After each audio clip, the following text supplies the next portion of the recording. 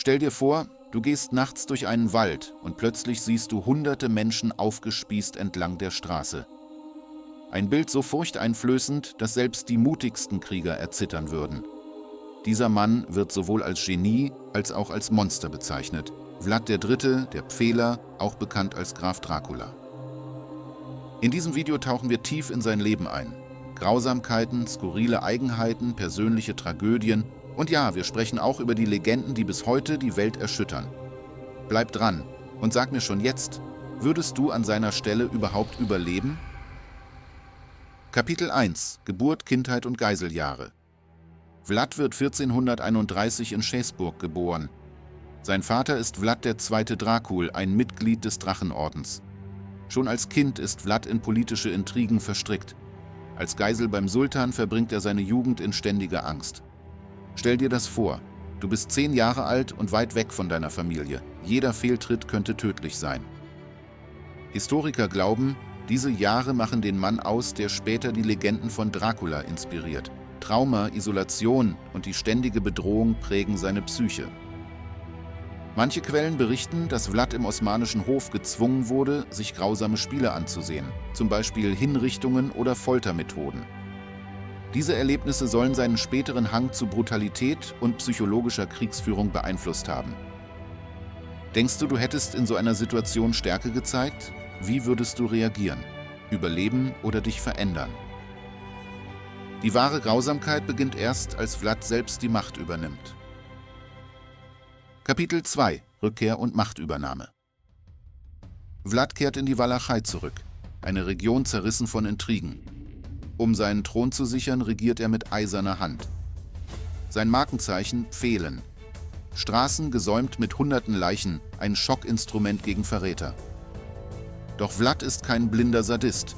Jede Hinrichtung ist kalkuliert, jede Grausamkeit ein Werkzeug. Loyalität wird belohnt, Verrat gnadenlos bestraft. Historiker vermuten, dass Vlad seine Gegner bewusst auf unterschiedlich grausame Arten hinrichten ließ. Mal pfählen, mal verbrennen, mal zerhacken, um Angst zu streuen und seine psychologische Macht zu maximieren. Kannst du dir vorstellen, in einer solchen Stadt zu leben? Würdest du dich anpassen oder rebellieren? Schreib es in die Kommentare. Und während Vlad sein Reich stabilisiert, beginnen die ersten Legenden über Dracula zu wachsen.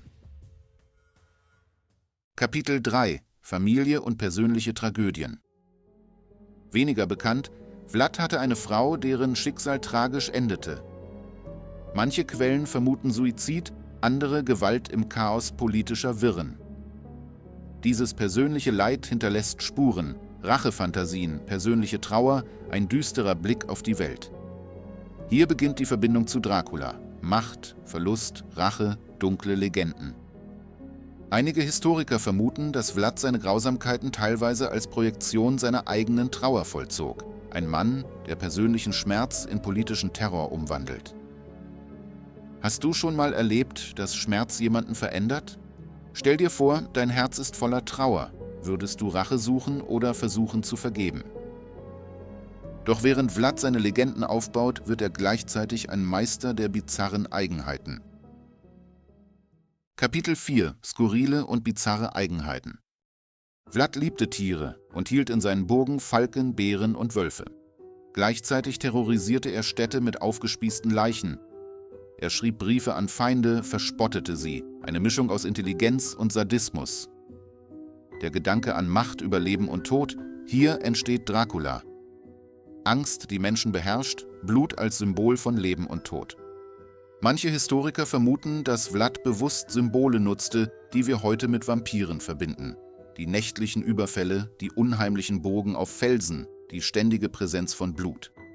All das legte den Grundstein für die Legenden, die später zu Dracula verschmolzen. Wenn du an seiner Stelle wärst, würdest du diese Macht genießen oder verabscheuen? Stell dir die Verantwortung vor und sag mir, was du tun würdest. Doch während Vlad sein Reich mit Terror kontrolliert, rückt ein noch größerer Gegner auf, das Osmanische Reich. Kapitel 5 – Krieg gegen die Osmanen. Vlad kämpft gegen zahlenmäßig überlegene osmanische Truppen. Seine Taktik?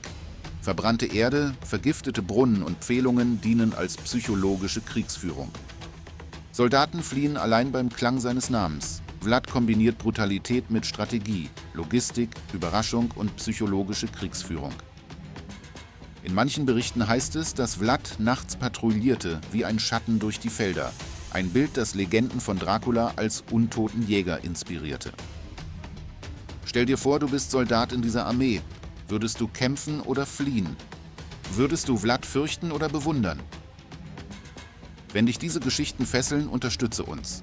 Wir sind ein neuer Kanal und jeder Like, jedes Abo, jeder Kommentar hilft uns, mehr solcher historischen Figuren präsentieren zu können. Vielen Dank. Kapitel 6: Tod, Vermächtnis und Dracula-Mythen. Vlad stirbt 1476, sein Leichnam verschwindet spurlos. Vielleicht wurde sein Kopf nach Istanbul geschickt. Legenden leben weiter. Bram Stoker ließ sich von seiner Grausamkeit zu Dracula inspirieren. Blutdurst, Macht über Leben und Tod, unheimliche Präsenz. Vlad erscheint in der Folklore als unsterblicher Vampir. Historische Fakten und Mythen verschmelzen. Einige Chroniken berichten, dass Dorfbewohner nach seinem Tod Angst hatten, er könne als Rachegeist zurückkehren, ein frühes Vampir-Image. Wenn du an Dracula denkst, siehst du nur einen Vampir oder erkennst du die historische Person dahinter? Würdest du zwischen Mythos und Realität unterscheiden können? Was denkst du, war Vlad nur ein Monster oder ein taktisches Genie? Doch was war er nun? Hier kommt unser Fazit. Vlad der Pfähler ist ein Paradoxon. Grausam, ja, aber auch strategisch brillant. Terror und Kalkül können Hand in Hand gehen. Sein Leben: historische Fakten, persönliches Leid, bizarre Eigenheiten, Legendenbildung, alles verschmilzt. Dracula entsteht als Symbol für die dunkle Seite menschlicher Macht. Zwischen Genie und Monster liegt oft nur ein Schritt. Vlad III. Ging ihn und hinterließ eine Geschichte, die wir nie vergessen.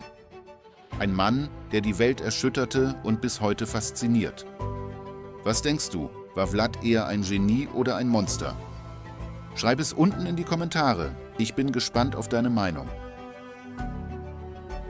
Wenn dir diese Reise durch Wahnsinn, Grausamkeit, Strategie und Legenden gefallen hat, dann abonniere unseren Kanal, like das Video und teile es mit deinen Freunden. Wir sind ein neuer Kanal und gerade dabei, noch mehr faszinierende Geschichten über historische Figuren zu erzählen. Figuren, bei denen die Grenze zwischen Genie und Monster oft verschwimmt. Wenn du noch mehr sehen willst, wirf unbedingt einen Blick in unsere bisherigen Videos. Die nächsten Episoden stehen schon in den Startlöchern.